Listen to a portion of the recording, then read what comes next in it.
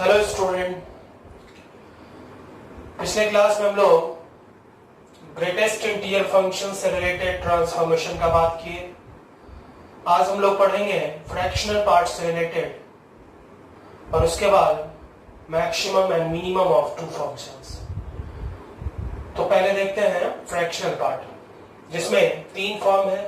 पहला फॉर्म है y is equal to fractional part of fx, और जैसा कि हम पहले से जानते हैं जितना भी फॉर्म है सारे फॉर्म का ग्राफ हम खींचते हैं y इक्वल टू fx के ग्राफ से, है कि नहीं। दूसरा, कुछ प्रॉपर्टीज अब हम जानते हैं कि फ्रैक्शनल पार्ट का रेंज हमेशा 0 से लेकर 1 के पहले तक होता है। फ्रैक्शनल पार्ट किसी का भी हो, फ्रैक्शनल पार्ट ऑफ x का रेंज हमने पढ़ा था 0 से लेकर 1 के पहले तक होता है। Fractional part of x plus i is equal to fractional part of x होता है। सो फ्रैक्शनल पार्ट के अंदर में अगर इंटीजर हो तो वो गायब हो जाता है, और ग्रेटेस्ट इंटीजर के अंदर में जब इंटीजर होता है तो वो बाहर निकल जाता है। ये दो प्रॉपर्टी को यूज करते हुए हम ग्राफ खींचेंगे। तो ये ग्राफ है अपना y is equal to f x का। y is equal to f x का ग्राफ अपने पास दिया हुआ है। ये ग्राफ हो गया y इज इक्वल टू किसका, एफ एक्स का। ठीक है, अब ये भी हमने पढ़ा है कि fractional part of x equal to x होता है जब x का वैल्यू कहां से कहां तक हो, 0 से लेके 1 के पहले तक। ये कुछ प्रॉपर्टीज हमने फ्रैक्शनल पार्ट के अंदर पढ़ा है। ये हमारा origin x axis y axis है, y equal to f x का ग्राफ दिया हुआ है। तो जो पोर्शन 0 से लेके 1 के पहले तक है, ये पोर्शन मान लो 0 से लेके 1 के पहले तक है, ये पोर्शन, ये y इक्वल टू 1 लाइन हो गया। तो ग्राफ का जो ये पोर्शन है वो 0 से लेके 1 के पहले तक है, तो उस पोर्शन का फ्रैक्शनल पार्ट कितना होगा, वही होगा। बाकी जो पोर्शन है वो भी शिफ्ट कर जाएगा, क्योंकि जब हम फ्रैक्शनल पार्ट का ग्राफ खींच रहे हैं तो किसी का भी फ्रैक्शनल पार्ट हो, फ्रैक्शनल पार्ट के अंदर कुछ भी एक्सप्रेशन हो, उसका वैल्यू हमेशा 0 से लेकर 1 के पहले तक ही होगा। यानी ऊपर वाला पार्ट नीचे शिफ्ट करेगा, नीचे वाला ऊपर। लेकिन किस प्रॉपर्टी से, तो इस प्रॉपर्टी से शिफ्ट करेगा। 1 यूनिट हम शिफ्ट कर सकते हैं, 2 यूनिट नीचे ला सकते हैं, ऊपर ले आ सकते हैं। लेकिन ऊपर लाने या नीचे लाने का जो काम होगा वो कंप्लीट यूनिट में होगा, मतलब 1 यूनिट या 2 यूनिट या 3 यूनिट। क्यों? क्योंकि fractional part of x plus i equal to fractional part of x, मतलब अंदर में अगर इंटीजर है तो उसको हटा सकते हैं। सो फ्रैक्शनल पार्ट ऑफ x को हम ये लिख सकते हैं, यानी कुछ ऐड कर सकते हैं या फिर कुछ सब्ट्रैक्ट कर सकते हैं। तो कैसे ऐड और सब्ट्रैक्ट का काम करेंगे? तो इसके लिए हम x एक्सिस के पैरेलल, इस काम को करने के लिए हम x एक्सिस के पैरेलल लाइन खींच दिए। अब ग्राफ का जो पोर्शन 0 से लेके 1 के पहले तक है, ये जो पोर्शन था ग्राफ का वो 0 से लेके 1 के पहले तक है, तो उस पोर्शन में कोई चेंज नहीं होगा। ग्राफ का वो पोर्शन जो 0 से लेके 1 के पहले तक है, उस पोर्शन में कोई चेंज नहीं होगा, है ना। बाकी का पोर्शन शिफ्ट करेगा। कितना शिफ्ट? तो सिचुएशन के हिसाब से शिफ्ट करेगा। इस तरह से शिफ्ट करेगा कि वो 0 और 1 के बीच में आ जाए। तो इसको 1 यूनिट नीचे शिफ्ट कर देंगे तो आ जाएगा, इसको 2 यूनिट नीचे शिफ्ट कर देंगे तो आ जाएगा, इसको 1 यूनिट ऊपर ले जाएंगे, 2 यूनिट ऊपर ले जाएंगे। तो एग्जैक्टली ऊपर ले जाना है, और ये एग्जैक्टली ऊपर ले जाने का काम अच्छा से हो सके, इसीलिए हम वर्टिकल लाइन भी यहां से खींच देंगे। ठीक है, वर्टिकल लाइन खींच दिए। जहां जहां ग्राफ को कट किया वहां से हम वर्टिकल लाइन खींच दिए। अब हमने तो पहले ही कहा 0 से लेके 1 के पहले तक जो ग्राफ का पोर्शन है वो अनचेंज रहेगा भाई, और बाकी के पोर्शन को शिफ्ट कर देना, मतलब जो ऊपर है वो अब जस्ट नीचे आ जाएगा। ये कुछ इस तरह से, ये पोर्शन शिफ्ट किया यहाँ पे, ये पोर्शन इसमें फिर से शिफ्ट करके ऐसे हो जाएगा, ये यहां शिफ्ट हो गया, है कि नहीं। फिर वैसे ही ये ऊपर जाएगा तो ऐसे ऊपर शिफ्ट कर गया, ये फिर ये ऊपर जाएगा तो ऐसे ये ऊपर शिफ्ट कर गया। तो जो नीचे है एक्स एक्सिस के वो ऊपर जाएगा, और जो ऊपर है वो नीचे आएगा। लेकिन कितना यूनिट? 1 यूनिट, इंटीग्रल यूनिट हमेशा 1 या 2 या 3 या 4 या 5। क्यों? क्योंकि फ्रैक्शनल पार्ट के अंदर इंटीजर है तो उसको हटा सकते हैं, और अगर नहीं है तो हम लगा सकते हैं। तो लगा, ऐड करने का मतलब ऊपर ले जाना, और हटाने का मतलब नीचे लाना। ठीक है, तो रूल क्या हो गया अपना, रूल का अगर बात करें तो रूल क्या हो गया, first point, draw lines parallel to x axis, draw lines parallel to x axis, x axis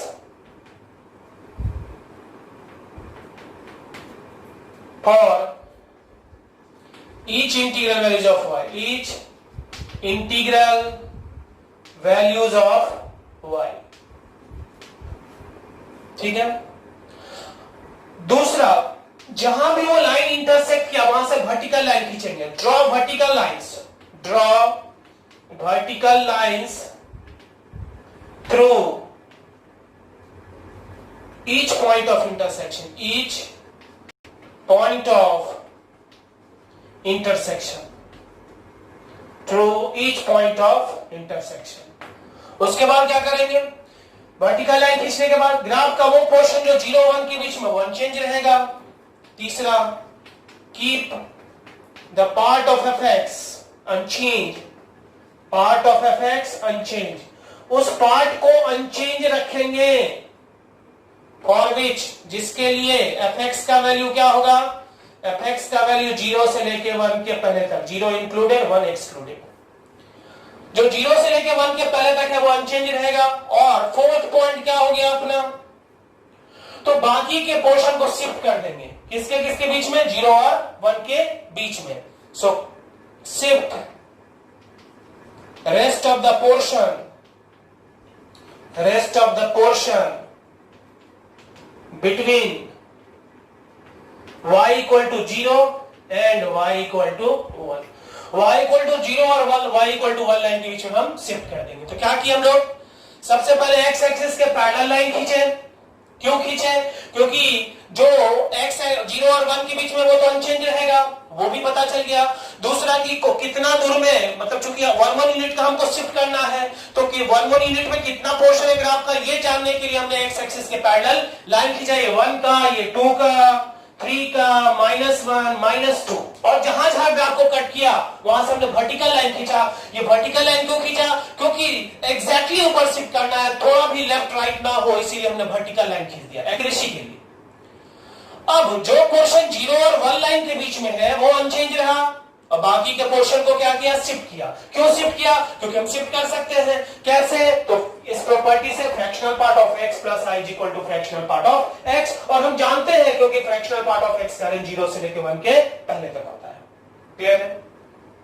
जैसे y इक्वल, छोटा सा एग्जांपल देखते हैं, y equal to fractional part of x देख लेते हैं। fx यहां पर कितना है, fx इक्वल टू कितना है, x है, तो पहला ग्राफ तो वही देख लेते हैं। ये रहा y इक्वल टू किसका ग्राफ, x का। अभी रूल क्या कहता है, रूल ये कहता है जो 0 x एक्सिस के पैरेलल लाइन खींचेंगे, तो x एक्सिस के पैरेलल लाइन खींच दिया।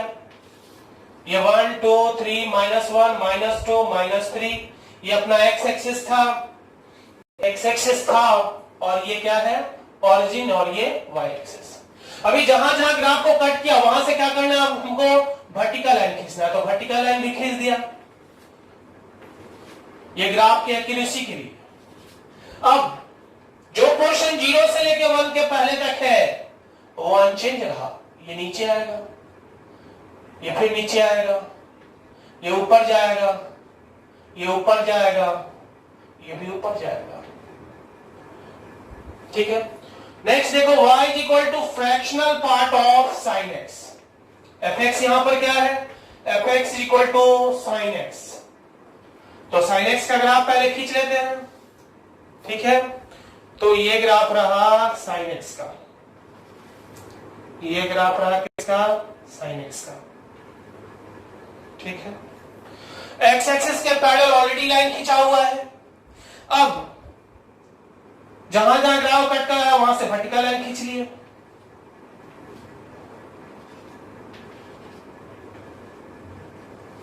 अब क्या करना है, जो 0 से लेके 1 के पहले, 0 से लेके 1 के पहले या इसलिए यहां ओपन, जो ग्राफ का पोर्शन है 0 इंक्लूडिंग, 0 से लेके 1 के पहले जो ग्राफ का पोर्शन है वो क्या रहेगा, अनचेंज।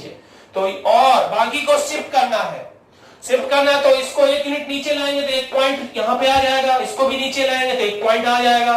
ये पूरा ऊपर शिफ्ट करेगा तो शिफ्ट करेगा कितना यूनिट से? 1 यूनिट से। तो ये यहां आएगा, ये ऊपर जाएगा 1 यूनिट ऐसे, और ये पूरा शिफ्ट करके ग्राफ हो गया ये। फिर ऐसे ये वाला पॉइंट यहां पे जाएगा, ये ऊपर जाएगा और इसको शिफ्ट करना है। तो ये जो भी रेड कलर में, पिंक कलर में जो ग्राफ है हमारा, वही है y equal to fractional part of sine x का। तो किसी का भी फ्रैक्शनल पार्ट के लिए क्या करना है? पहले फंक्शन का ग्राफ, फिर क्या करेंगे? x एक्सिस के पैरेलल लाइन खींच देंगे, जहां जहां ग्राफ को कट करेगा वहां से वर्टिकल लाइन खींचेंगे। ग्राफ का वो पोर्शन जो 0 से लेके 1 के पहले रहेगा वो अनचेंज रहेगा, बाकी को शिफ्ट करना है, लेकिन इंटीग्रल यूनिट में जो ऊपर है उसको नीचे शिफ्ट करना है, एग्जैक्टली नीचे, और जो नीचे है उसको ऊपर ले जाना है। क्लियर है? उतारो।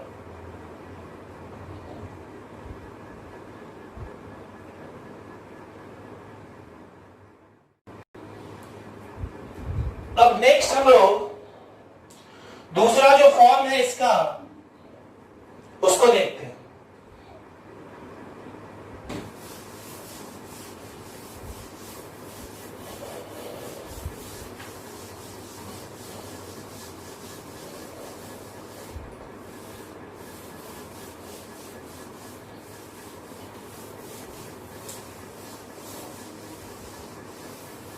दूसरा फॉर्म क्या है? Fractional part of y is equal to f x. तो ये भी खिंचाएगा किसके ग्राफ से? y is equal to f x के ग्राफ से। और फ्रैक्शनल पार्ट ऑफ y का तो रेंज पता है, 0 से लेके कहां तक? 1 के पहले तक, यानी एफ एक्स भी कहां तक होना चाहिए? 0 से लेके 1 के पहले ही होना चाहिए, है कि नहीं? यानी ये ग्राफ तभी एग्जिस्ट करेगा जब जो पोर्शन 0 से लेके कहां तक होगा? 1 के पहले तक। बाकी पोर्शन के लिए तो ये फॉर्म ही एग्जिस्ट नहीं करेगा। तो 0 से लेके 1 के पहले, तो ये मान लो y इक्वल टू 1 लाइन है, 0 से लेके 1 के पहले तक के लिए ही फॉर्म एग्जिस्ट करेगा, बाकी के लिए फॉर्म ही एग्जिस्ट नहीं करेगा। और जब y का एफ एक्स का वैल्यू, मान लो ये जो पोर्शन है, फिर से एक बार देखो, fractional part of y equal to f x, fractional part का रेंज होता है 0 से लेके 1 के पहले तक, तो एफ एक्स का वैल्यू 0 से लेके 1 के पहले तक होगा। तो वैसे तो ये y equal to f x का ग्राफ है जो कहीं से कहीं जा सकता है इसका रेंज, लेकिन हमको उसी पोर्शन के लिए इसका ग्राफ बनाना है जो पोर्शन जिसके लिए एफ एक्स का वैल्यू 0 से लेके कहां तक है? 1 के पहले तक, यानी इतना ही पोर्शन के लिए, बाकी को नेग्लेक्ट कर देना है। अब जब एफ एक्स का वैल्यू 0 से लेके 1 के पहले है तो y का वैल्यू क्या होगा? 0 से लेके 1 के पहले।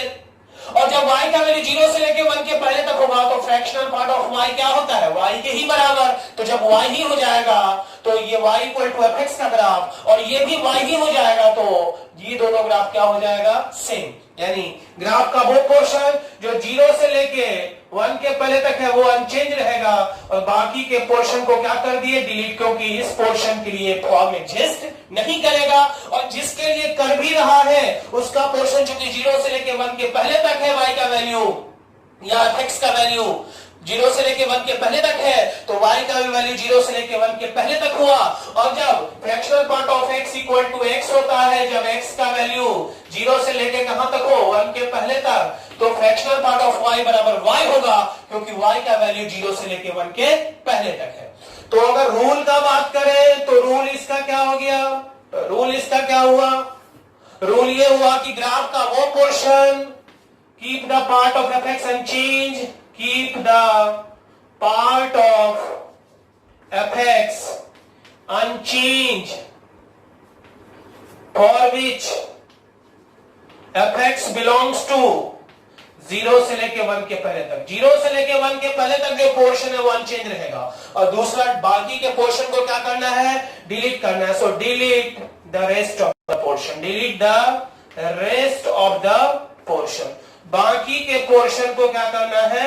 डिलीट कर देना है। सो 0 से लेके 1 के पहले तक जो ग्राफ का पोर्शन है वो अनचेंज रहेगा, और बाकी को डिलीट कर देना है। जैसे एग्जांपल में पहला देखते हैं, fractional part of y is equal to x। तो एफ एक्स यहां पर क्या है? x एक्सिस के पैरेलल लाइन भी खींच लिए y इक्वल टू 1 का, है कि नहीं? अभी क्या है? जो 0 से लेके 1 के पहले तक पोर्शन है वो क्या रहेगा, अनचेंज, बाकी क्या हो गया, डिलीट। दूसरा ग्राफ देखो, fractional part of y is equal to mod x का, तो पहले ग्राफ किसका खींचेंगे, y equal to mod x का, और ये है y इक्वल टू कितना 1, जो 0 से लेके 1 के पहले तक ग्राफ का पोर्शन है, जो 0 से लेके 1 के पहले तक, 1 के पहले तक ग्राफ का पोर्शन है वो क्या रहेगा, अनचेंज, बाकी क्या हो जाएगा, डिलीट। और तीसरा देखते हैं, fractional part of y is equal to sine x, तो यहां पर fx क्या है, साइन x, क्या है fx, साइन x, तो साइन x का पहले ग्राफ बना लो, ये रहा साइन x का ग्राफ। अब क्या करना है, जो 0 से लेके 1 के पहले, 0 से लेके, 0 इंक्लूडेड है भाई, 0 से लेके 1 के पहले, 1 पर एक्सक्लूडेड, 0 से लेके 1 के पहले जो ग्राफ का पोर्शन है वो अनचेंज रहा, यहां 0 है तो ये पॉइंट भर के लिए इंक्लूडेड होगा, और फिलहाल हमने -2π से 2π बनाया, तो इस पॉइंट को नहीं छोड़ना है। क्यों नहीं छोड़ना है, क्योंकि ये पॉइंट 0 से, इसका वैल्यू यहां पर कितना है, 0, और हमने कहा कि 0 से लेके 1 के पहले तक जो ग्राफ का पोर्शन है वो अनचेंज रहेगा, तो ऐसा नहीं कि यहीं तक छोड़ दिया कि ये भाई 0-1 के बीच में है ही नहीं, ये पॉइंट है 0-1 के बीच में, इसलिए उस पॉइंट को हमें इंक्लूड करना होगा। क्लियर है, आया समझ में, कोई दिक्कत है?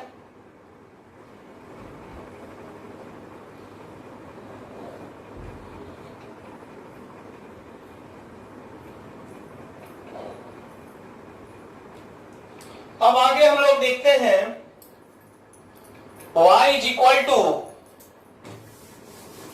Function of fractional part of x।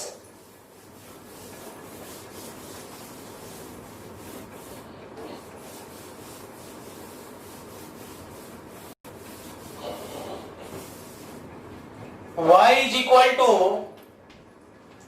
Function of fractional part of x, और ये भी ग्राफ खींचेंगे किसके ग्राफ से, y is equal to fx के ग्राफ से। इसका मतलब कि y इक्वल टू fx का ग्राफ अपने पास पहले से है, y इज इक्वल टू कितना का ग्राफ, fx का। अब देखो 0 से लेके 0, यहां f फंक्शन का इनपुट क्या, फ्रैक्शनल पार्ट ऑफ x, ये पॉइंट है 0, तो फ्रैक्शनल पार्ट ऑफ x का वैल्यू x होगा जब x का वैल्यू 0 से लेके कहां तक हो, 1 के पहले तक, ये देखो 0 और ये 1 है, सो फ्रैक्शनल पार्ट ऑफ x हो जाएगा, जब जैसे ही x होगा तो ये दोनों सेम हो जाएगा, लेकिन कब सेम होगा, जब x का वैल्यू 0 से लेके 1 के पहले तक हो। x जब 0 से लेके 1 के पहले तक होगा तो उस पोर्शन के लिए, चूंकि फ्रैक्शनल पार्ट ऑफ x के बराबर होता है, हम जानते हैं प्रॉपर्टी, क्या property, so fractional part of x बराबर x इफ x का वैल्यू कहां से कहां तक, 0 से लेके 1 के पहले तक, ये हम लोग जानते हैं पहले से।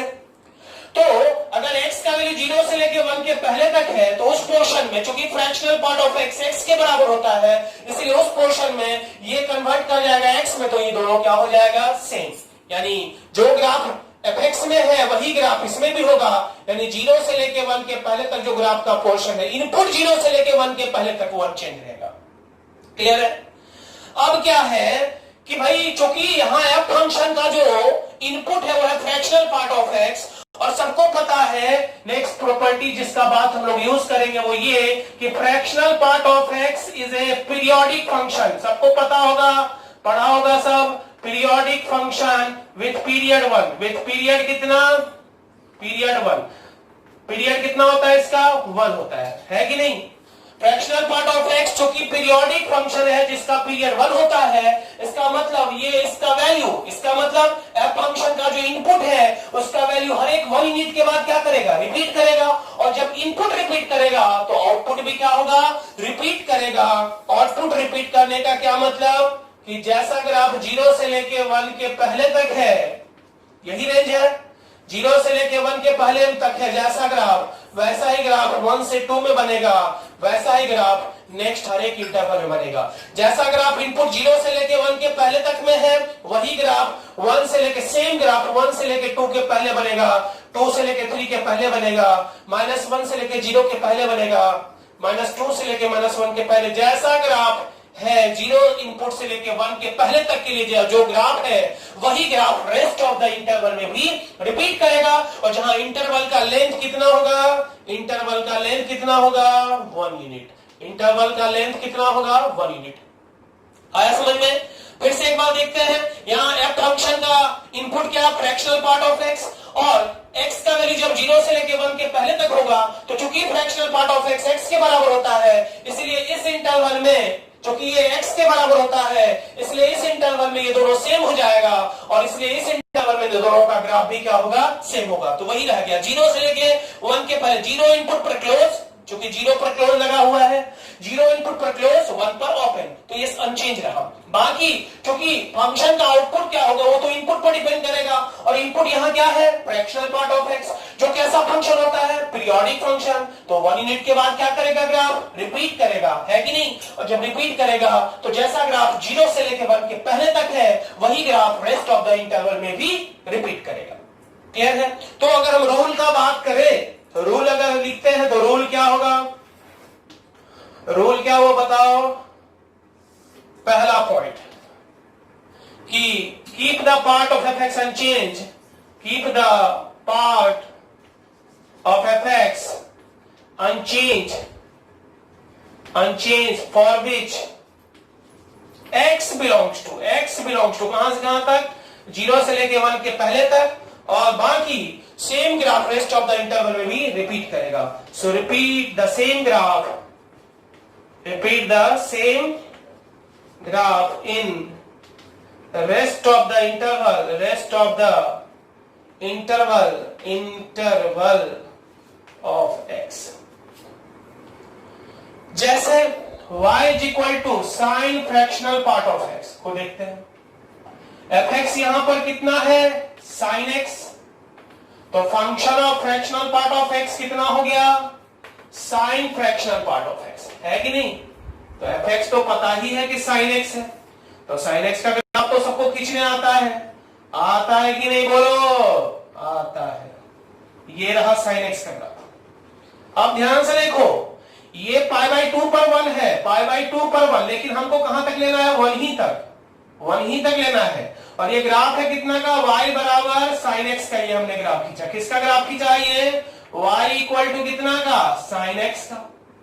तो यहाँ x का वैल्यू 1 है, तो इस पॉइंट का भी x कोऑर्डिनेट कितना होगा, 1 ही होगा। और जब x 1 है तो y का वैल्यू कितना होगा, sin 1। यानी यहां से एक और लाइन खींचना होगा, और ये लाइन कौन सा लाइन होगा, यहां से एक लाइन खींचना होगा, और ये लाइन कौन सा लाइन होगा भाई, y बराबर sin 1।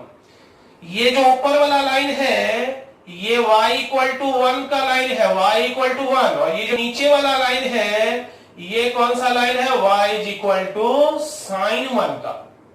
क्लियर है? 0 इनपुट, ये 0 हो गया अपना, 0 से लेके 1 के पहले तक जो ग्राफ का पोर्शन, देख 0 से लेके 1 तक, 1 के पहले मतलब इनपुट में, आउटपुट में नहीं 1 तक चला जाना, क्योंकि आउटपुट 1 π/2 पर है, π/2 पर ग्राफ को टच कर रहा है y इक्वल टू 1 लाइन को। ये जो ऊपर वाला लाइन है y इक्वल टू 1, ये जो ऊपर वाला लाइन है y बराबर कितना 1, उसको टच कहां पर कर रहा है, π/2 पर। लेकिन हमको तो π/2 पर जाना नहीं है, हमको कहां तक रखना है, 1 ही तक। तो फिर 1 ये पॉइंट है, ये पता है सबको कि ये पाई है, और पाई का वैल्यू कितना होता है 3 पॉइंट समथिंग, तो ये 2 होगा, ये 3 होगा, ये 4 होगा, ये 5 होगा, ये 6 होगा, -1 -2 -3 -4 -5 -6, इस तरह से। जो ग्राफ 0 से लेके 1 के पहले तक है, इतना ही पोर्शन है 0 से 1 तक में, वही ग्राफ 1 से लेके 2 के पहले, वही ग्राफ 2 से लेके 3 के पहले, 3 से लेके 4 के पहले, और जिस शेप में ग्राफ है सेम ग्राफ, समझ में आ रहा है, -1 से लेके 0 के पहले, माइनस, समझ में आ रहा है, बोलना हाँ, समझ में आ रहा है, जी सर समझ में आ रहा है। तो हमने क्या कहा, 0 से लेके इनपुट 0, ये 0 इनपुट देखो, और ये 1 इनपुट है। 0 से लेके 1 के पहले, 1 मतलब y इक्वल टू 1 लाइन नहीं, इनपुट यहां का π/2 है, और π/2 पर वैल्यू 1 है, जबकि हमको कहां तक लेना है, इनपुट 0 से लेके 1 के पहले ही तक है। तो 1 के पहले तक मतलब 1 पर क्या लगेगा, ओपन। सो 0 से लेके 1 के पहले तक जो ग्राफ का पोर्शन है वो क्या रहा, अनचेंज। बाकी के इंटरवल में फिर से वही ग्राफ रिपीट किया, लेकिन चूंकि ये पाई है तो, और पाई का वैल्यू कितना होता है रेडियन में, 3.14। इसका मतलब 0 और 3 के बीच में कितना यूनिट्स रहेगा, 1 2 3, उससे पहले ही होगा, है कि नहीं। तो 0 से लेके 1 के पहले तक जो ग्राफ का पोर्शन है वो अनचेंज रहा, और सेम ग्राफ जो ग्राफ 0 से लेके 1 के पहले तक में है वही graph rest of the interval में भी रिपीट किया। क्लियर है, बता दो।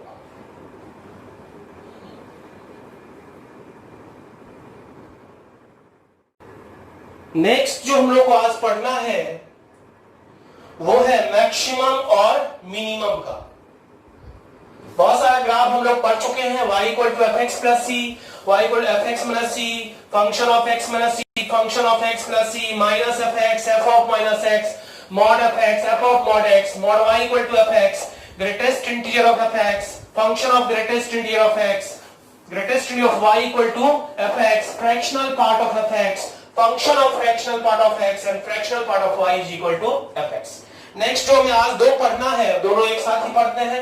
y is equal to maximum of fx and gx, fx and gx, and y is equal to minimum of fx and gx, fx, gx। यहां पे दो graph है, मैक्सिमम लेना है।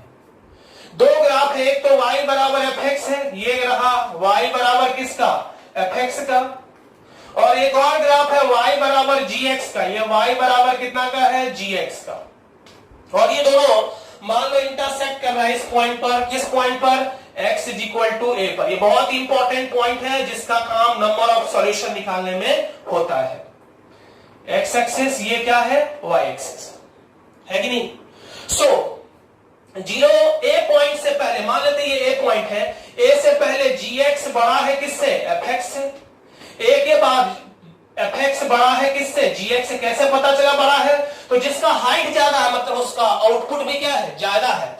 यहां से लेके आगे में पीला वाला ग्राफ का हाइट ऊपर है, यानी fx बड़ा है किससे, gx से, है कि नहीं। और इधर gx का ग्राफ, ये ग्राफ बड़ा है, उसका हाइट ज्यादा है पीला ग्राफ से, इसका मतलब gx बड़ा है किससे, fx से। और इस पॉइंट पर fx बराबर कितना है, gx, है कि नहीं। सो मैक्सिमम क्या होता है, मैक्सिमम ऑफ fx, gx। इसका ये मतलब नहीं कि जो बड़ा है, मैक्सिमम दोनों में कोई एक 5 में भी मैक्सिमम 5 ही है, यानी बराबर भी हो सकता है मैक्सिमम में। So maximum of fx gx fx होगा कब, अगर fx greater than equal to क्या हो, gx। gx होगा अगर gx या gx बड़ा हो किससे, fx से। और अलग से एक बार लिख लो, fx या gx कुछ भी बोल दो, अगर fx इक्वल टू क्या होगा, gx होगा। कहने का मतलब जो फंक्शन बड़ा है वही लेते रहना है, लेकिन अगर दोनों बराबर है तो वो लेना भी होगा। जैसे y is equal to maximum of sine x comma कितना, कॉस एक्स। जो मैक्सिमम है यानी जिसका हाइट ज्यादा वो लेते रहना है। तो यहां पर दो ग्राफ है, एक तो साइन एक्स का और दूसरा किसका, कॉस एक्स का। तो एक ग्राफ हम साइन एक्स का बना लेते हैं, ये ग्राफ हो गया मान के चलो स्पेस कम है तो साइन एक्स का, और दूसरा एक और ग्राफ हम ले लेते हैं, ये ग्राफ मान के चलो किसका ग्राफ है, cos x का। ये किसका ग्राफ हो गया, cos x का। अब हमको लेना है किसका ग्राफ, मैक्सिमम का ग्राफ लेना है, किसका, मैक्सिमम का। तो मैक्सिमम का ग्राफ कैसे होगा, मैक्सिमम का ग्राफ कौन सा होगा, तो जो ज्यादा हाइट, हमेशा ज्यादा वाला है। देख इधर में ये ज्यादा हाइट पर है, फिर ये ज्यादा हाइट पर है, फिर ये ज्यादा हाइट पर है। तो अभी जो ये ग्राफ ले रहे हैं मैक्सिमम का ले रहे हैं, ऊपर वाला जो हो गया वो किसका हो गया, maximum of sine x comma कितना, कॉस एक्स, है कि नहीं। और नीचे वाला जो ग्राफ बच गया वो क्या हो गया, नीचे वाला जो ग्राफ बच गया, इसके अलावा जो ग्राफ बच गया वो किसका हो गया, minimum of sine x and cos x का ग्राफ। ठीक है, दूसरा एक और देख लो, y is equal to maximum of mod x, mod of x-1, mod of x+1। तीनों ग्राफ हम लोग खींच लेंगे, ये मॉड x का ग्राफ है, ये मॉड ऑफ x माइनस 1 का ग्राफ है, और ये मॉड ऑफ x प्लस 1 का ग्राफ है। अभी मैक्सिमम का लेना है, तो मैक्सिमम का लेंगे तो क्या होगा भाई, मैक्सिमम का अगर लेना है तो हमेशा ऊपर वाला लिया जाता है। तो ये देखो, ये ऊपर वाला हो गया, है कि नहीं, ये मैक्सिमम का ग्राफ हो गया। आया समझ में? मैक्सिमम का मतलब हमेशा ऊपर का, जो हमेशा ग्राफ का हाइट ऊपर है हमेशा वही लेंगे मैक्सिमम का ग्राफ। ये मॉड एक्स का ग्राफ था, अभी ये मॉड ऑफ एक्स मन, ये मॉड एक्स का ग्राफ था। येलो वाला किसका ग्राफ, मॉड एक्स का। ये नीला वाला किसका graph, mod of x minus 1 का। और ये वाला graph mod of x plus कितना का था, 1 का। क्लियर है? आया समझ में? नहीं समझा? So maximum of f x and g x लेने के लिए दोनों का ग्राफ खींचेंगे, जिसका हाइट ज्यादा होगा उसको लेते रहेंगे, और जहां पे दोनों सेम है, जहां पर इंटरसेक्ट करा यानी वहां पर दोनों का हाइट क्या है, सेम है, यानी उस पॉइंट पर आउटपुट क्या है, सेम है। क्लियर है? नहीं समझे? होता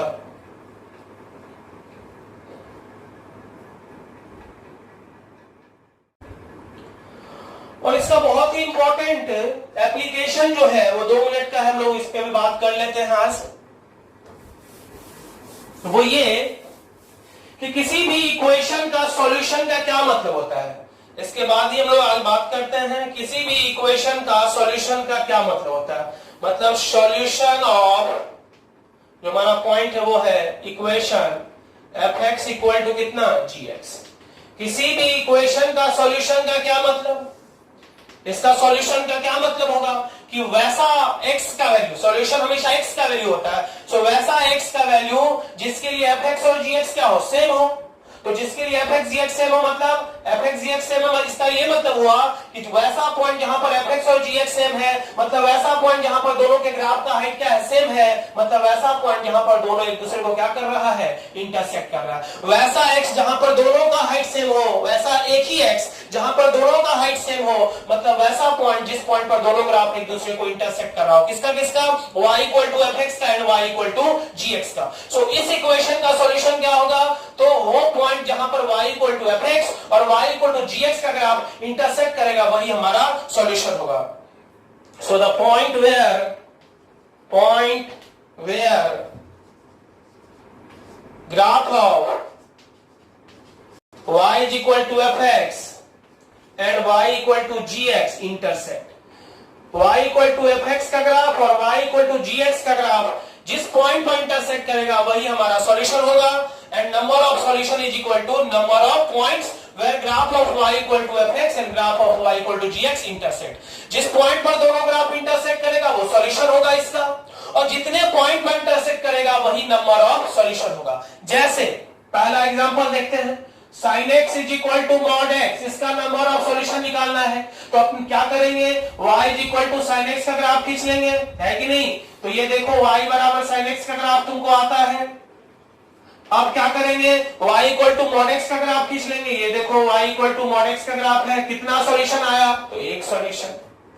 अब दूसरा मान लो cos x is equal to mod x, तो क्या करेंगे, y equal to cos x का ग्राफ खींच लेंगे, आता होगा cos x का ग्राफ खींचने, ये रहा cos x का ग्राफ। और अब पूछेगा कि भाई मॉड x का ग्राफ, तो ये रहा मॉड x का ग्राफ, कितना सॉल्यूशन भाई, 2 सॉल्यूशन। तो हमने क्या किया, ये fx है, ये इसको मान लिया fx, और ये क्या है, gx। तो fx बराबर gx का सॉल्यूशन का क्या मतलब, y बराबर fx का ग्राफ और y इक्वल टू gx का ग्राफ जिस पॉइंट पर इंटरसेक्ट करेगा वो सॉल्यूशन होगा। यहाँ नंबर ऑफ सॉल्यूशन माने सॉल्यूशन क्या है, 0, नंबर ऑफ सॉल्यूशन कितना, नंबर ऑफ सॉल्यूशन बराबर कितना, 1, और यहां नंबर ऑफ सॉल्यूशन कितना है, 2, number of solution equal to कितना है, 2। जितने पॉइंट पर इंटरसेक्ट करेगा वो नंबर ऑफ सॉल्यूशन होता है। ये बहुत इंपॉर्टेंट है कि fx बराबर gx इक्वेशन का क्या सॉल्यूशन होगा, बहुत जगह यूज होगा। तो y बराबर fx का ग्राफ खींच लेंगे, y बराबर gx का ग्राफ खींच लेंगे, और जिस पॉइंट पर इंटरसेक्ट करेगा वो सॉल्यूशन होगा। जैसे फिलहाल यहाँ सॉल्यूशन है a, और कि जितने पॉइंट पर इंटरसेक्ट होगा वही नंबर ऑफ सॉल्यूशन होगा। जैसे इस केस में नंबर ऑफ सॉल्यूशन 1 है और यहाँ नंबर ऑफ सॉल्यूशन कितना है, 2 है, क्योंकि ये दोनों ग्राफ एक दूसरे को 2 पॉइंट पर इंटरसेक्ट कर रहा है। ठीक है, तो हम लोग यहां तक पढ़ चुके हैं, फिर इसके आगे अगले क्लास में पढ़ेंगे। Thank you.